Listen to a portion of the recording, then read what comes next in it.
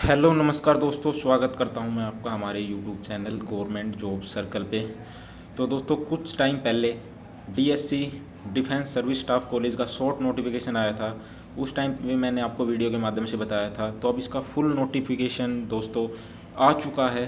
तो इसमें क्या क्या उन्होंने क्वालिफ़िकेशन या उन्होंने जो भी जानकारियाँ आपसे मांगी है, कैसे फॉर्म आपको अप्लाई करना है, किस डेट से पहले करना है, लास्ट डेट क्या रहेगी और इसकी भेजने की स्टार्टिंग डेट क्या रहेगी, कितने पद हैं, तो टोटल पूरी जानकारी के लिए आपके लिए वीडियो लेके आ गया हूँ मैं। तो ये आपको पीडीएफ हमारे टेलीग्राम ग्रुप में मिल जाएगी। टेलीग्राम ग्रुप का लिंक नीचे डिस्क्रिप्शन में दिया हुआ है। तो दोस्तों एक बहुत ही अच्छी वैकेंसी आई है आप सभी भाइयों के लिए जो भी ड्राइवर जॉब्स की तैयारी कर रहे हैं या अदर किसी भी ग्रुप सी या डी पोस्ट की तैयारी कर रहे हैं। तो चलिए दोस्तों एक बार मैं आपको इसका वैकेंसी चार्ट समझा देता हूँ कि क्या किस प्रकार से आपकी ये वैकेंसी आई हुई है।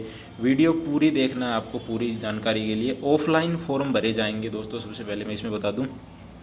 और कितने का इसके आपको पोस्टल आपको चालान बैंक से करवा कर भेजना है, तो पूरी जानकारी आपको इस वीडियो में मिलने वाली। सिलेबस क्या रहेगा, फिजिकल इसमें आपका होगा नहीं, पहले बता देता हूँ। रिटन एग्ज़ाम और ट्रेड टेस्ट, उसके बाद आपका फिर नॉर्मल मेडिकल के बेस पे आपकी ये भर्ती होने वाली है।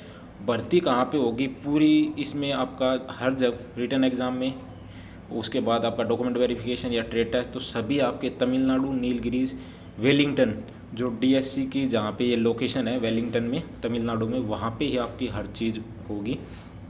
तो चलिए दोस्तों एक बार वैकेंसी का चार्ट ये समझ लेते हैं किस प्रकार से कितनी कैटेगरी वाइज वैकेंसी इन्होंने डिवाइड की है। सबसे पहली वैकेंसी आपकी एलडीसी की निकल के आती है, जिसके अंदर आपकी टोटल 9 पोस्ट है। कैटेगरी वाइज ही आप देख सकते हो। एज लिमिट आपकी 18 से 27। नेक्स्ट जो हमारी सेकंड नंबर सीरियल पे होती है सिविलियन मोटर ड्राइवर की वैकेंसी, ऑर्डिनरी ग्रेड, ये सीएमटीडी की वैकेंसी होती है आपकी।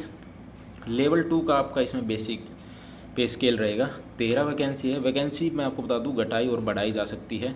तो ये 5 आपकी जनरल की है, ओबीसी की 4 वैकेंसी, एससी की 2, 1 एसटी और ईडब्ल्यूएस 1 वैकेंसी। 18 से 27 साल एज लिमिट आपकी रहने वाली। नेक्स्ट जो आपकी अच्छी वैकेंसी निकल के आ रही है, जो भी भाई एमटीएस की तैयारी कर रहे हैं उन भाइयों के लिए एमटीएस की ऑफिस एंड ट्रेनिंग के अंदर डीएससी में ही रहेगी। ऑफिस और ट्रेनिंग डिपार्टमेंट में आपको वहाँ पे भेजा जाएगा। लेवल 1 का पे स्केल है, 18,000 से आपकी सैलरी स्टार्ट होगी। डीए वगैरह अलाउंस वगैरह आपको जो भी मिलेंगे सब आपको मिलेंगे। टोटल पोस्ट रहेगी 38। यूआर में आपकी वैकेंसी 13 है, ओबीसी में 10, एससी में 7, 3 एसटी और 5 आपकी ईडब्ल्यूएस। एज लिमिट इसमें कम दी हुई है जनरल की 18 से 25 साल। नेक्स्ट आपकी वैकेंसी स्टेनोग्राफर ग्रेड सेकंड में लेवल 4 का, यानी 25,500 आपका बेसिक रहने वाला है। 5 वैकेंसी, कैटेगरी वाइज वैकेंसी आप देख सकते हो। एज लिमिट 18 से 27 साल है। नेक्स्ट आपकी है वैकेंसी सुपरवाइज़र नेटवर्किंग में, इसमें भी लेवल 5 का ग्रेड पे आपका 29,200 रहेगा। एक वैकेंसी 18 से 27 साल आपकी एज लिमिट है। नेक्स्ट है आपकी नेटवर्क एडमिनिस्ट्रेटर। इसके अंदर आपकी टोटल वैकेंसी रहने वाली है 4, जिसमें आप कैटेगरी वाइज डिवाइड की है। एज लिमिट 18 से 27। हार्डवेयर एडमिनिस्ट्रेटर की 4 वैकेंसी है। लाइनमैन की आपकी 2 वैकेंसी रहने वाली है। इसके अलावा आपकी बोट बिल्डर की लेवल 2 का पे स्केल है, 1 वैकेंसी। सेम ऐसे ही आपकी है टेक्निकल अटेंडेंट प्रिंटिंग मशीन का भी आपकी लेवल 1 की 1 वैकेंसी है। एक्स सर्विसमैन के लिए भी इसमें कुछ वैकेंसी रिजर्व रखी है, ये आप देख सकते हो। 3 वैकेंसी रिजर्व, 5 वैकेंसी एरमागी एसएम। तो एक्स सर्विसमैन भी कोई वीडियो देख रहा तो आपकी इसमें वैकेंसी है। कुछ वैकेंसी इसमें फिजिकली हैंडीकैप कैंडिडेट की भी रखी है, जैसे एक वैकेंसी आप हियरिंग हैंडीकैप है तो उसमें भी आपको मिल जाएगी। नेक्स्ट है इसमें एब्रीवेशन यूज्ड, तो ये आप URSCST ये दिया उन्होंने। आप चलते क्वालिफिकेशन क्या मांगे गए। सबसे पहले एलडीसी की क्वालिफिकेशन देख लेते हैं। एलडीसी में आपको 12th पास मांगा गया। उसके बाद फिर आपका होगा 35 वर्ड पर मिनट के हिसाब से टाइपिंग टेस्ट, इंग्लिश में 30 वर्ड पर मिनट के हिसाब से, टाइम अलाउड 10 मिनट। नेक्स्ट जो हमारे काम की वैकेंसी है उसमें अंदर हम देख लेते हैं। सिविलियन मोटर ड्राइवर में 12th क्लास पास मांगा गया है। सेकंड में आपसे कहा गया है कि आपके पास civilian driving licence for heavy vehicle चलाने का आपके पास लाइसेंस होना चाहिए, यानी हैवी लाइसेंस। नेक्स्ट है आपका 2 years experience from a recognise organisation और undertaking in driving heavy vehicles.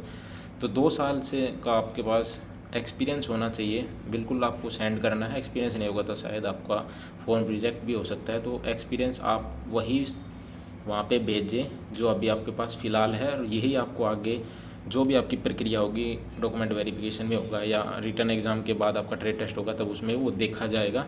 तो सेम भेजें, ना कि पहले कुछ अलग भेज दे फिर बाद में कुछ अलग लेके जाए। तो आप अपना ये एक्सपीरियंस बनवा सकते हो किसी भी ट्रांसपोर्ट डिपार्टमेंट से, स्कूल से, जो भी एक जीएसटी वगैरह नंबर होते हैं जिनके पास फर्म होती है वहाँ से आप अपना एक्सपीरियंस लेटर बनवा सकते हो। एमटीएस में क्या क्वालिफ़िकेशन मांगी गई है? एमटीएस में आपसे सिर्फ 10वीं पास यानी मैट्रिकुलेशन पास।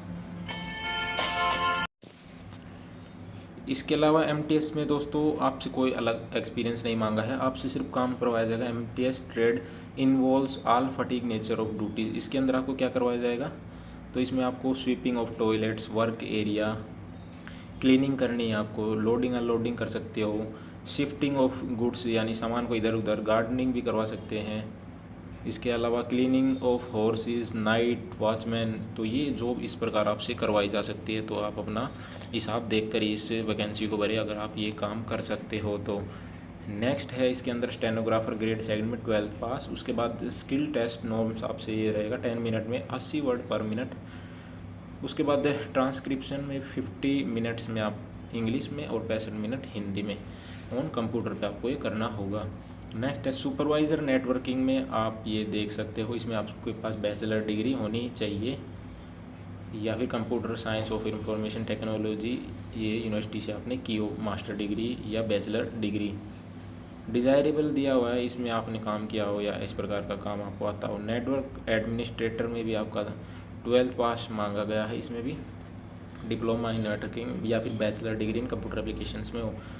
2 साल का आपका वर्क एक्सपीरियंस मांगा गया है, ये आपसे डिज़ायरेबल है, ये हो तो आपके पास और भी बहुत अच्छा रहेगा। नेक्स्ट है हार्डवेयर एडमिनिस्ट्रेटर, तो ये आप देख सकते हो इसमें 12th पास। लाइनमैन की बता देता हूँ, लाइनमैन में आपके पास 12th पास होनी चाहिए, diploma in optical fibre cable line management या फिर आपके पास 2 साल का एक्सपीरियंस हो इन रिलेटेड फील्ड में, तो इसके लिए आप एलिजिबल हो सकते हो। नेक्स्ट है आपकी बोट बिल्डर भी आपकी 12th पास है, और या फिर आपने किसी भी इसमें फाइबर ग्लास रीएनफोर्स प्लास्टिक बोट्स के अंदर 2 साल कार्य किया हो, जो कि एक पब्लिक सेक्टर अंडरटेकिंग शिपयार्ड और प्राइवेट शिपयार्ड कंपनी हो।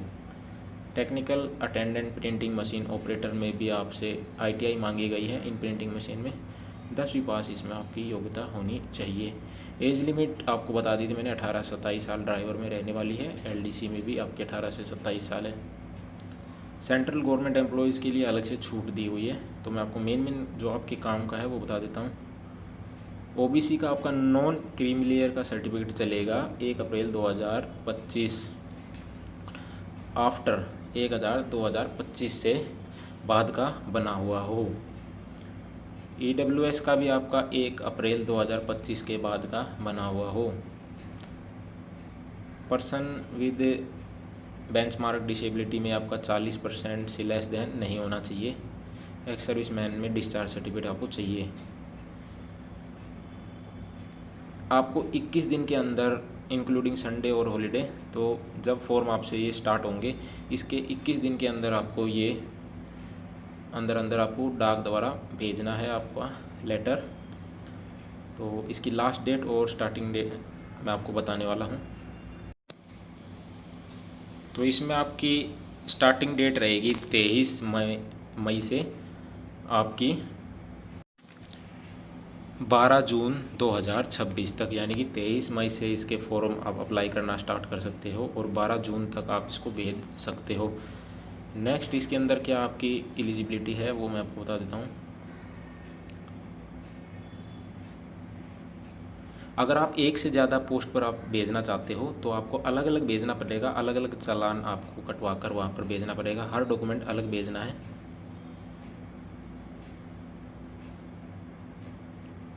Application form has be typed in block letter, आपको ब्लॉक लेटर या कैपिटल लेटर में आपको भरना है। हैंड रिटन जो फॉर्म है वो नहीं है, आपको वेबसाइट से डाउनलोड करना है। फॉर्म आपको हमारे टेलीग्राम ग्रुप में मिल जाएगा, वहाँ से आप डाउनलोड कर सकते हो।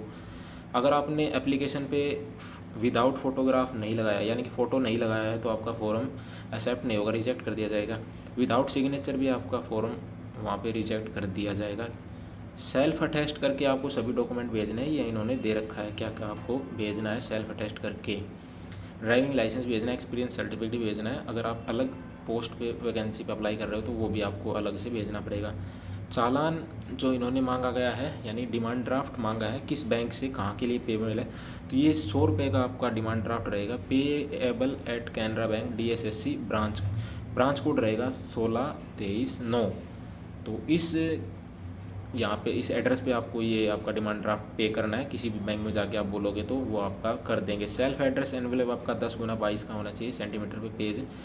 ₹56 के आपको स्टाम्प उसके ऊपर लगानी है जो आप एड्रेस भेजोगे, यानी कि लिफाफा हम जिसको बोलते हैं, उस पर आपका ये लिखा होना चाहिए कमांडेंट डिफेंस सर्विस स्टाफ। इस एड्रेस पे आपको अपना लेटर भेजना है।